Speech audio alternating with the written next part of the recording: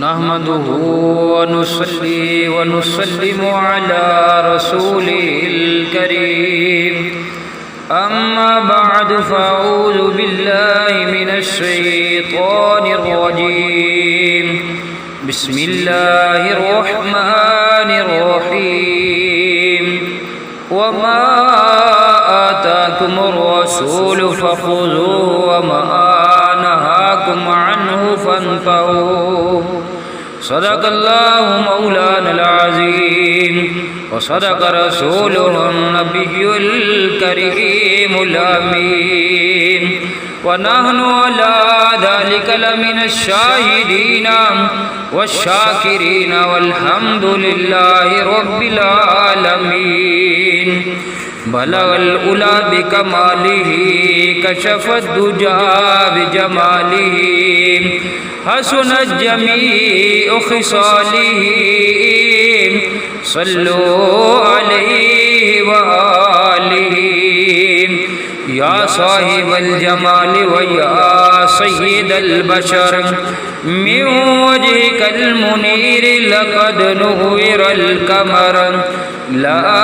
يمكن الثناء كما كان حقه بعد خدا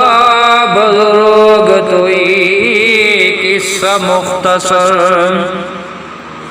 حضرت بلال بن حارث رضی اللہ تعالی عنہ سے فرماتے ہیں کہ رسول اللہ صلی اللہ علیہ وآلہ وسلم نے فرمایا، جس نے میری سنتوں میں سے کوئی ایک سنت زندہ کی جو میرے بعد چھوڑ دی گئی تھی تو بے شک اس کے لیے ان لوگوں کی طرح بھی اجر ہوگا جنہوں نے اس پر عمل کیا، اور ان کے اجروں میں سے کچھ کم نہیں کیا جائے گا۔ اور جس نے گمراہی کی ایسی بدعت جاری کی جس پر اللہ اور اس کا رسول صلی اللہ علیہ وآلہ وسلم راضی نہیں، تو ان لوگوں کے لیے ان لوگوں کی طرح بھی گناہ ہوگا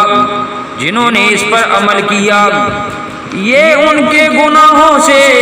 کچھ کم نہ کرے گا۔ ترمذی شریف کے اندر حدیث موجود ہے، اور حضرت عمر بن عوف رضی اللہ تعالی عنہ سے فرماتے ہیں کہ رسول اللہ صلی اللہ علیہ وآلہ وسلم نے فرمایا، بے شک دین حجاز کی طرف سمٹ آئے گا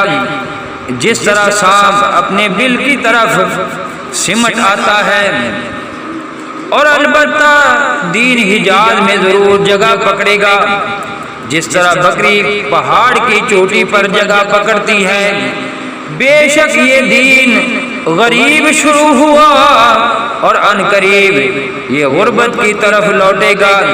جیسا کہ شروع ہوا۔ پس خوشخبری ہے غریبوں کے لیے، اور یہ کہ وہ لوگ ہیں جو میری سنت کو درست کریں گے